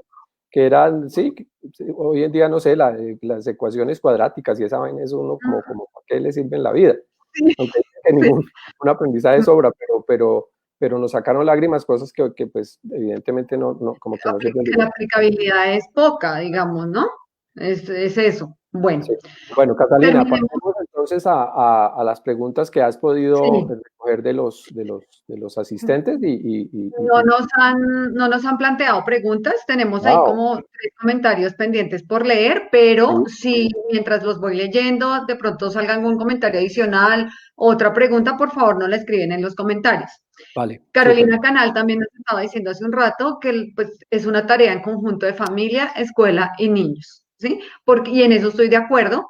Creo que también es muy importante reconocer el esfuerzo que los niños han tenido que hacer en esta época, ¿no? Adaptarse a dejar de ver sus amigos, a su espacio de juego, sí. a sus No, parques. en últimas, Catalina, perdóname, te interrumpo, que es en últimas lo más grave. Es decir, ¿para qué se Sí, necesita la escuela realmente? Es para eso, es para para la socializar. socialización. Sí. Yo también estuve en estos días, estaba muy activo publicando cosas y yo les publicaba un mensaje también así. Digamos, hay que preguntarles a los niños si quieren volver a la misma escuela aburrida, a la misma escuela homogeneizante, a la misma escuela sin creatividad, pero esta vez con el agravante de que tengo que ir con careta, que tengo que, no me puedo acercar a nadie, que no puedo compartir con nadie porque tengo que desconfiar porque la gente tiene un virus que lo mata a uno. Como, Exactamente. como un insight en relación con esto, o sea, a cuál escuela vamos a volver o queremos volver a una escuela vibrante, interesante, porque pues va a ser un desafío para todos. Tal vez lo que más duro les da a los niños, porque pues en últimas, entre más pequeños, más socialización necesitan ellos, ¿no? El tocarse, el mirarse, compartir, jugar, caerse, llorar, todas esas cosas que pasan que uno ve en los colegios con los niños pequeños. Eso Sí. probablemente sea lo más terrible. Y si tú les preguntas a los niños qué es lo que más echan de menos, es eso. Los niños no Sí. echan de menos las sumas, las restas, no. Los niños echan de menos sus amigos, el parque, a mi maestra, porque en esa edad todavía uno adora a la maestra, que es, bueno, Sí. un superhéroe, ¿no? Sí, Eso es total. lo que los niños añoran. Entonces, y por eso esa es la otra causa también de que haya tantos temas emocionales, ¿no? En estos días. Bueno. Enrique Garzón nos dice que la educación debe ser incluyente en todos los aspectos, teniendo buenos argumentos para ambas partes, educador y estudiante. Eso sería un beneficio importante para las instituciones. Claro, de acuerdo con Enrique. Por Sí. supuesto, de eso es lo que creo que ese ha sido el corazón de lo que hemos venido hablando, ¿no? Si hemos Sí. aprendido algo en esta pandemia, en este confinamiento, es la Ujú. importancia de los papás como acompañantes, es la entrega, digamos, lo importante que es compartir, aprender acerca de nuestros hijos, no solamente en relación con los hábitos, sino también como en relación con temas académicos, cómo aprenden, cómo resuelven los problemas que les presentan los profesores, ¿no? Ujú. Cómo se aprenden los idiomas, cómo se aprenden las matemáticas, digamos, estar ahí presentes cuando la maestra está utilizando una estrategia pensada o a veces no tan pensada. O sea, los papás ya pueden, digamos, tienen muchos más elementos de juicio y seguramente que si lo sabemos capitalizar todo eso, como dice Enrique, pues vamos seguramente a mejorar muchas cosas, ¿no? Porque es un asunto, como he repetido yo todo el tiempo en este ratico, es un asunto social, es un asunto que nos tiene que convocar absolutamente a todos. De acuerdo. Roberto Pava nos dice, el esquema de vida, colegio más universidad más trabajo, él menciona entre paréntesis emprendimiento, se debería reestructurar. Sí, hay algunas iniciativas muy interesantes sobre eso, ¿no? Pero digamos las pasantías, se me ocurre ahora el tema de las pasantías. Yo recuerdo que cuando mi hija estaba haciendo pasantías, ella le huía a la idea de que le fuera a tocar sacar fotocopias, porque mi hija es Ujú. periodista y mi hija es internacionalista y cuando hablábamos de eso me decía, uy, no, pero yo no quiero un sitio donde me pongan solamente a sacar fotocopias. O sea, el Sí, tema de las pasantías y el tema de las carreras universitarias debería ser aprender haciendo, que es lo que queremos promover en la escuela media, ¿no? ¿Cómo aprendes haciendo las cosas? O sea, las matemáticas tienen sentido si me permiten resolver problemas con ellas. Entonces, sí, nosotros aprendimos matemáticas en el tablero y el profesor era allá pegado al tablero y explicaba las ecuaciones. Hoy en día el tema es a través de problemas, ¿no? Si tenemos que, a octavo grado le tocó digamos, hacer los cálculos para saber cuántos baldocines vamos a necesitar para el nuevo piso del teatro o el nuevo piso del coliseo. Y ese es un proyecto de octavo grado, entonces octavo grado tiene que saber qué matemáticas necesitan, ponderar el aspecto de, no sé, todo lo que implique compras, contabilidad, pagos, cuánto vale traer los baldocines hasta el colegio, hacer costos, hacer una ponderación, claro. todo Ujú, eso. Entonces ahí ujú, aprenden un montón de matemáticas. Entonces, eso mismo debería estar pasando en la universidad. Hay ujú. universidades que yo hablo pues un poco con conocimiento de causa porque yo trabajé en alguna oportunidad en la maestría de educación de la Universidad de La Sabana y parte de lo que está haciendo La Sabana y miren en lo que ha resultado, digamos, La Sabana ha sido un ejemplo muy interesante de construcción de esos aparatitos, de esos respiradores que se están necesitando en este momento tanto. La Sabana, eso se desarrolló en la sabana, y hay universidades en Medellín que también están produciendo ese tipo de cosas, y a través de eso yo me imagino que los estudiantes están aprendiendo montones más de lo que podrían aprender Claro. allá en el tablero con el profesor, o no, haciéndolo como allá en abstracto. Ellos Sí, están poniendo, y además están resolviendo un problema crucial, ¿no? Es un problema claro. social, médico y clínico, Ujú. pues imagínate, increíble. Eso, yo creo que eso, digamos, aplicándolo un poco a la educación inicial o en los primeros años, es como uno le crea la necesidad al niño, por ejemplo, en mi caso, yo que soy fonoaudióloga, de comunicarse, ¿sí? Si uno no le crea la necesidad de comunicarse o de resolver una situación, pues simplemente nunca lo va a saber hacer. Claro, ¿Mm? lo que hablábamos ahora del para qué es que estoy Sí, educando. Si estoy educando para los exámenes, hay colegios que le gastan montones de dólares al tema de preparar a los niños para los exámenes. sí, Porque pues es que es sí, muy importante. ¿Por qué es muy importante? Pues porque nosotros mismos en educación hemos vendido la idea de que los colegios buenos son los que están mejor rankeados en el ICFES. sí. Yo conozco proyectos educativos que son muy buenos y no necesariamente están muy bien rankeados en el Sí, ICFES. últimamente, Claro que el ICFES ha cambiado, ¿no? Hay que hacer esa anotación sí, también. El ICFES ya no es el pero mismo ICFES de antes. sí, pero digamos que a veces los papás, y yo lo digo porque cuando uno hace las entrevistas a papás antes de comenzar un proceso, especialmente con los niños que tienen dificultades en los procesos de aprendizaje de la lectoescritura o en procesos atencionales y demás, que son, digamos, habilidades básicas que vienen del preescolar y que van para la primaria y se van puliendo a medida que la educación va avanzando.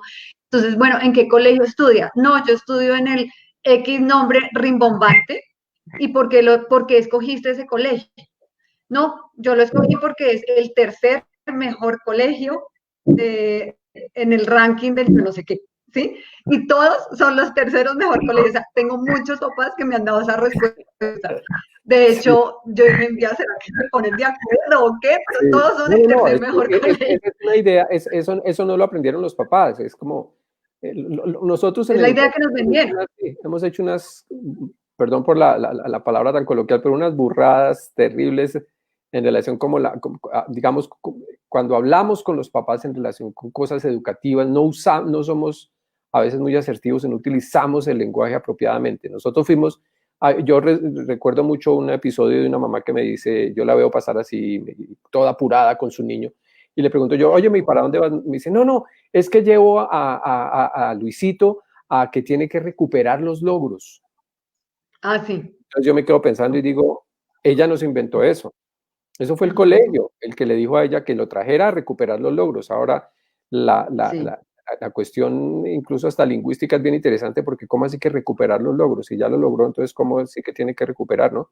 Pero toda esa palabrería insulsa y sin sentido no la crearon los papás. Eso es una creación del colegio.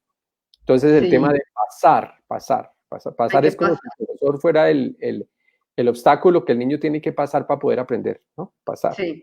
Todas De ese hecho, tipo de maneras de referirnos a los eventos educativos, eso es creación de nosotros en los colegios, o sea, no les tenemos que echar la culpa a los papás. Y sí. también lo mismo, digamos, el imaginario de que el colegio tiene que quedar a 3 horas de acá y que tiene que ser campestre, ¿no? Ajá. Es el imaginario también de muchas familias. No, es que mi hijo tiene que estudiar en un colegio donde haya 3 idiomas y que sea campestre. Entonces, Ujú. la noticia para esas familias es que ningún niño puede aprender 3 idiomas en su escolaridad si eventualmente lo que tiene que hacer es estudiar 3 horas a la semana cada idioma. No va a poder aprender. Y dejar de ser niño, además. Sí, no lo va, o sea, un idioma no se puede aprender yendo 1 o 3 horas a la semana a estudiarlo. Sí. Un idioma es una cosa muy compleja, y cuando uno no está en la cultura en la que se habla ese idioma, pues uno tiene que armar esa cultura para uno. O sea, uno tiene que rodearse de los periódicos, ver las noticias en el otro idioma, tener amigos Ujú. en el otro idioma, o sea, hacerse una vida en Una ese otro idioma inmersión. para poderlo aprender. Sí, Y el claro. otro es el tema de los papás que, digamos, el imaginario del colegio campestre, ¿no? Es que el colegio tiene que quedar lejos y los niños tienen que Ujú. irse 2 horas en transporte de aquí para allá y 2 horas por la tarde de regreso, 4 horas metidos todos los días en un bus, pero pues el colegio tiene que ser el colegio campestre. Y claro, los Sí. colegios saben eso, y entonces, pues, ¿dónde será mejor tener el colegio, en el caso del colegio privado, ¿no? ¿Dónde será mejor Ujú. tener el colegio? Pues en lo campestre, allá, Claro. lejos, ¿no? Sí, fuera de Bogotá, fuera de la Exacto. ciudad. Entonces, hay un Ujú. montón de llevándole un poco a propósito de la contraria a lo que sucede en muchos otros países, y es que el ideal es acercar las familias a los colegios a las familias, ¿no? O sea, el colegio tiene que quedar cerca, de manera que los niños, hay países donde la gran mayoría de los niños van caminando a los colegios. Cuando ustedes vean a Francesco Tonucci, él va a hablar de eso, porque allá en donde él trabaja, la mayoría de los colegios quedan, es decir, los niños van al colegio que queda muy cerquita, entonces la mayoría Sí. se va caminando, entonces ellos no tienen el problema que tenemos en este momento acá, y es que de acuerdo con los estudios, donde más parece que se pueden llegar a contagiar los niños del virus es en el Es transporte. en las rutas, sí. Exacto, entonces Ujú. ellos ya no tienen ese problema. Sí, además ese momento, yo por ejemplo recuerdo cuando yo era niña y estudiaba, mm, digamos que vivía relativamente cerca al colegio y ese tiempo en el que alguien me llevaba al colegio, fuera mi papá era el que casi siempre me llevaba, mi mamá, de repente a veces mi hermano, es como un espacio de compartir, ¿sí? De hablar de otras cosas, de pronto ir caminando y contar lo que pasó el día anterior o incluso repasar lo de la evaluación, qué sé yo, ¿sí? Claro. Pero ese espacio casi que se ha perdido porque ahora Sí. los niños es el Pero afán de empacar todo en yo las tengo el mismo maletas. recuerdo, yo tengo el mismo recuerdo, Sí, Catalina, era sí, eso. Incluso mi hermana en estos días, con ocasión de la muerte de este señor que hacía las maletas del ABC, que murió hace pocos ah, días, sí. las maletas esas bonitas como la Ujú. que yo creo que tú tienes una de esas. Sí, Eh, la tengo, yo la tengo. tengo una maleta de esas y recuerdo, mi hermana fue la que me puso en estos días un mensaje, me dijo, oiga, ¿usted no tenía una maleta de esas cuando estaba chiquito estudiando? Sí, claro, y el recuerdo es ese, mi maleta, y me llevaban, y era cerquita, yo no iba caminando, etcétera. Eso Sí, se claro. quedó en el aire. Bueno, Mm. quiero rápidamente, Catalina, hacer mención de una inquietud que tiene María Paula, que me parece muy interesante. Sí, María para Paula, allá iba yo también. sí, Ujú. que dice qué hacer con los padres que no se quieren comprometer con los procesos educativos y quieren asignar la responsabilidad exclusiva a los docentes y a la escuela. Yo creo que aquí hay una palabra que a mí me gusta mucho, que es decir, no es a las malas, no es si no Ujú. vienes, entonces tal cosa, no. Esa no es una manera interesante de seducir a los papás para que vayan al colegio. La manera como los colegios que yo he liderado y colegas que, digamos, estamos muy metidos en estas ideas, en que lo hemos logrado es haciendo eso, es seducir a los papás, o sea, haciendo que ir al colegio sea emocionante.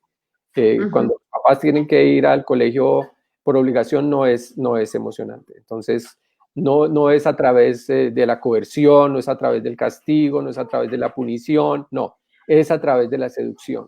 Debe ser Sí. interesante. Si yo tengo que ir al colegio porque mi hijo me invitó, me hizo una tarjeta y me invitó, porque él me va a entregar a mí el informe, hay más posibilidades de que yo vaya. De si es la Sí. maestra la que me va a contar sin el niño presente, y me va a acomodar quejas de mi hijo, ¿no? Es que su hijo molesta, es que su hijo no hace, es que su hijo no sé Sí. qué. Si es mi propio hijo, por ejemplo, el que me invita, me da la tarjeta y me invita, papá, mira, te invito al colegio porque te voy a contar cómo me fue en este bimestre, hay más posibilidades de que yo piense en ir. O sea, es un tema Ujú. de seducción. Si yo voy Claro. a ir a ver la exposición de arte en la que hay obras que mi hijo hizo, es más posible que yo vaya al colegio. Si hay una Sí. muestra del modelo de Naciones Unidas en las que mi hijo participa, yo voy a ir al colegio. O sea, el Sí. colegio sí tiene la manera de lograr que los papás vayan. Si hay Ujú. temas interesantes en las escuelas de padres, si hay herramientas como lo que hemos tratado de hacer, Catalina, en las dos sesiones pasadas, que es darles herramientas a los papás para que aprendan a hablar con sus hijos de manera más creativa. Si hay herramientas como un test que el papá puede desarrollar para que sepa un poco y se autoevalúe en relación con su estilo parental. Todo ese tipo de cosas, si hay esos elementos, María Paula, yo creo que Mm. es mucho más posible que los papás, digamos, convocar a los papás, ¿no? Es que eso es casi como una conquista. Sí, claro, es una seducción absoluta. Sí, Claro, sí. además yo lo que veo últimamente también en los papás y veo que ha habido como una acogida muy interesante con respecto a eso, es que cuando se da un informe a partir del ser más que del hacer, a los papás les gusta, Sí, ¿sí? claro. Y ahí sí me devuelvo un poquito a lo que hablábamos al principio de las calificaciones, ¿no? es frustrante cuando de pronto, incluso para el mismo estudiante, independiente de la edad que tenga, le dicen que se sacó en un logro, no sé, bueno, en mi época era insuficiente, aceptable y esas cosas, yo no sé ahora como que es de 0 a 5, bueno, ¿sí? Que incluso después de haber hecho un esfuerzo y le digan que se sacó una mala nota, a que le cuenten para qué es hábil, cuáles son sus habilidades, para qué sirve, para lo que es bueno, ¿sí? Claro, y para mostrar lo que hizo, mira, Y yo para tengo mostrar, sí, en claro, esos eventos, por ejemplo, el el niño, producto, mi hijo que me invite a ver el robot que él armó y que ese robot es capaz de hacer esto y esto y esto. Y lo hizo con su claro, grupo de amigos, sí, con sus claro, claro. compañeritos de clase. Ah, yo quiero ir a ver eso. Yo quiero ir a ver qué es lo que hace Claro, mi hijo. a ver el producto, Pero como, ¿sí? como Entonces decía yo, ahí si el si interés, a mí me invitan solamente a darme quejas de mi hijo y a cobrarme la pensión, pues a quejarte ir por allá. Yo creo que sí, María exacto, Paula, no, la no, tarea que tiene el colegio es seducir a los papás, es convocar en torno de ideas interesantes, de herramientas claves que los papás pueden usar, talleres, un taller en el que me vayan a enseñar a mí como papá cómo acompaño una tarea de manera más efectiva, cómo enseñarle a mis hijos a ser más ordenados, digamos, a responder mejor para el tema de la convivencia, a aportar más en la casa, a hacer proyectos que se pueden hacer en el laboratorio de la cocina, cuando hay ese tipo de cosas, yo estoy más interesado en la educación de mi hijo. Es decir, sí, de acuerdo. yo creo, iniciativa del colegio. Ahí sí no Ujú, podemos esperar mucho que sea iniciativa de muchos de los papás, pero si un colegio interesante, inteligente, hace esas cosas. sí, Mira, señor. les tengo como una percepción que más o menos he construido también con ocasión de estos días como de reflexión y de cosas que he visto que han pasado. Y es que los colegios que han tenido más problemas para mantener a las familias, porque muchas están desertando, evidentemente, pues porque si papá se queda sin trabajo y todo, pues no van a poder mantener los niños en el colegio.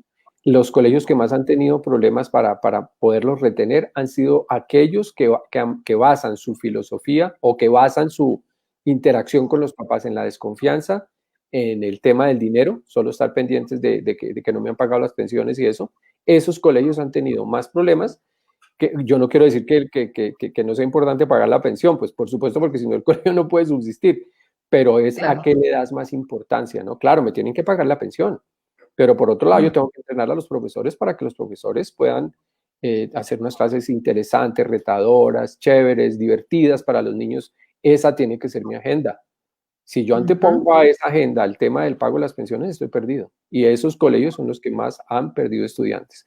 Cuando no es porque sí, han habido demandas, inclusive, ¿no? De papás, tutelas, derechos de petición y todo eso, por el sistema deplorable que muchos colegios tienen y por esa visión un poco, digamos, tan reducida de estar pensando únicamente en el tema de la plata. sí, Eso ha señor. sido una cosa que también seguramente tendremos que aprender nosotros los colegios de aquí para allá.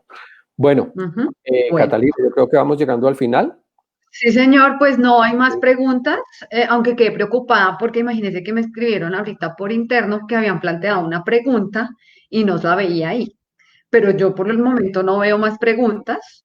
Sí, yo tampoco, yo estoy mirando acá el chat, que tengo acceso y no veo ninguna pregunta más. De todas Sí, maneras, bueno, yo no veo preguntas más, pero el compromiso que sí quisiera con las personas que están tan juiciosas y que han asistido varias veces, eh, que ya tenemos seguidores y likes, como se dice ahora, ya tenemos tantos likes y sí, tenemos tantos seguidores.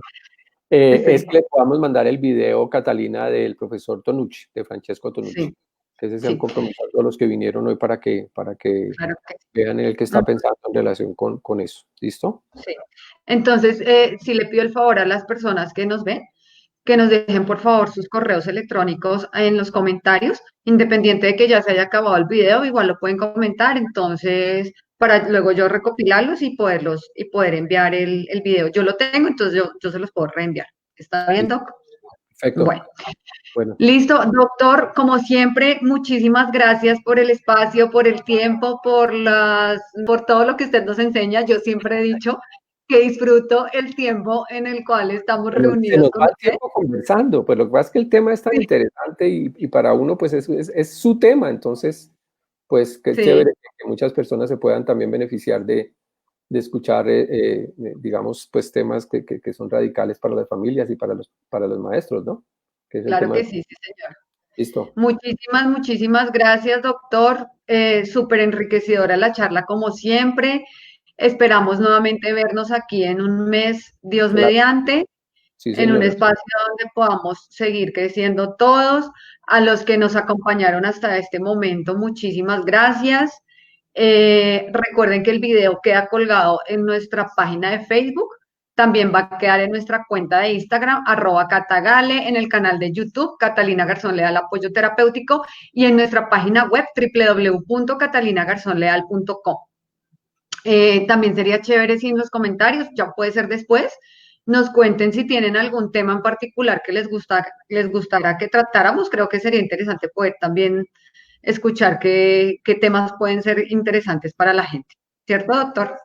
Claro que ¿Mm? sí, por supuesto. Muchas Bueno, gracias a todos. María Paula, que estuvo tan activa, Viviana, ¿quién más por acá? Enrique, Roberto, Roberto que estuvo muy activo, Manuel, sí, Laura, Laura sí, Valentina, Oscar. Bueno, un saludo Carolina, especial para todos. Muchas gracias por estar compartiendo, dedicarse a ustedes mismos este ratico, que yo le decía a Catalina el otro día que es muy interesante verlo así.